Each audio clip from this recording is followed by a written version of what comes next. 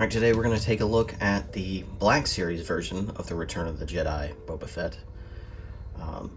Very similar design to the Vintage Collection one that we took a look at before. I do believe that they are both from the same digital design with some changes in articulation due to the scale. So let's take a look. Okay, so the first thing we're going to take a look at right off the bat is that when you remove him from the package, the plastic tray is really tight around his head and has squished the helmet here, kind of altering the shape. So there's a quick fix for that. Some people like to use water, some people like to use a small heat tool, but heat is the key. Warm water, almost boiling, or a little bit like a hair dryer to soften it up, and it'll spring back to its original shape. So we're going to do that real quick and then take a look at the overall figure. Okay, now that that's taken care of, let's take a look at the figure. It has the ball joint inside the head, and there is a blank head underneath. It is not meant to be removable. So I don't know if there's a face or not. If it's like the Vintage Collection version, I don't believe so. It does have more range of motion in the neck as well. So definitely got a lot of posability in the neck. Like the Vintage Collection version, the shoulder pad is on the vest, keeps the arm unrestricted. You got your elbow joint. There is a separate swivel piece right there as well. Swivel here. Ball joint in the hand. Ball joint in the waist. Swivel thigh.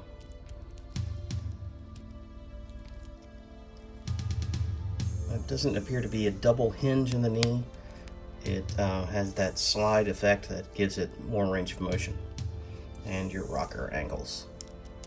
Now, one interesting thing, I'm a little surprised by this, is that the Vintage Collection version had a nice soft goods cape, and this has a sculpted plastic cape. That was a little surprising. But for once, the Vintage Collection got the better end of the deal. Okay, you got the jetpack. It has a removable rocket.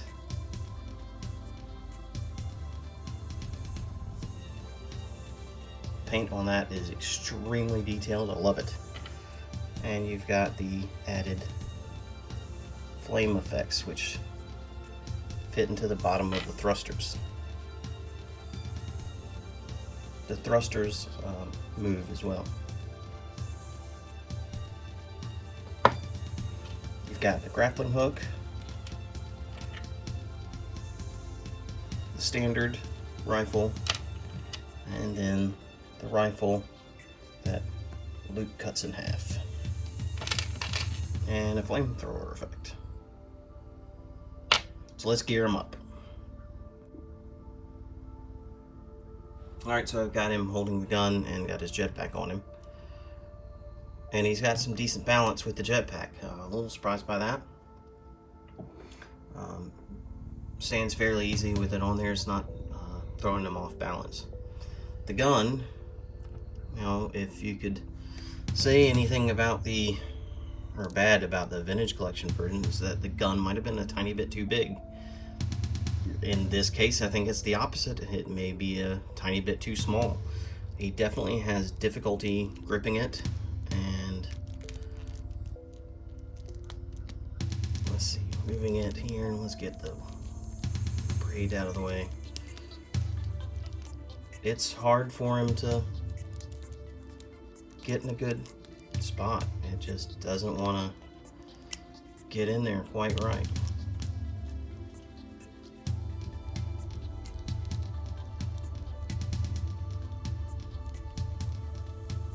once you kind of get it in place, the finger fits into the trigger area, but I mean, there's not much room. It's not going all the way through. It just seems very small for some reason. Very small might be a slight exaggeration, but yeah, and it's kind of difficult to get them to hold it with both hands. A little work, I'm sure it'll be fine, but yeah, it's kind of a little surprising, kind of like the plastic cape here. Paint detail is extremely nice. Got a nice weathered effect to it. Could stand to have a little bit of orange in there, but it looks pretty good. The jetpack to me is what stands out with the paint applications though. So the flamethrower effect looks really nice. It just slides right onto the end of the gauntlet, and it's a nice effect to it.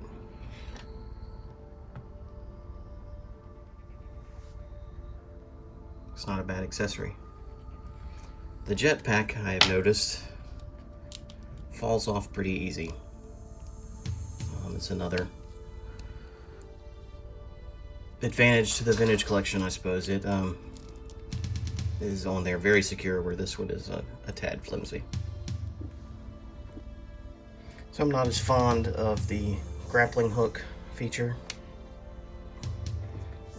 It has this wrist kind of grabber. It's kind of loose. You just kind of pull the string through it.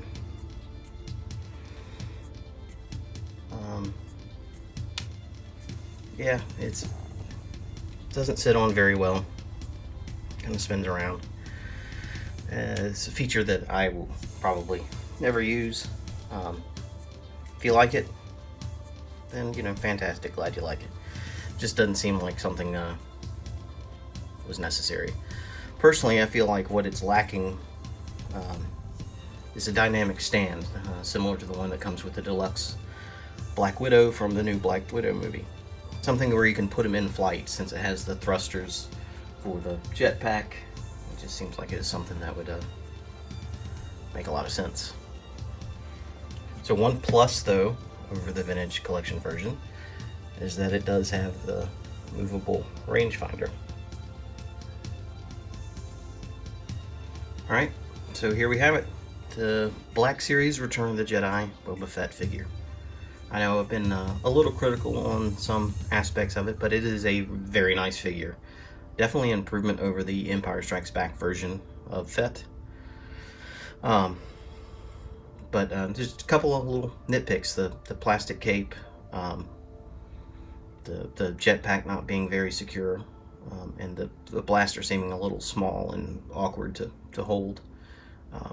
Paint looks fantastic though. Articulation is top notch. And the sculpt, the design is far superior to any 6-inch version of Fett that we've gotten from Hasbro thus far. Like the vintage collection figure, I'd love to see an improved version for Empire Strikes Back, and a nice new redesign of Jango Fett as well. I assume at some point we're going to see the Mandalorian version of Boba. Hopefully they're re-armored. But it's a good figure. It's available now.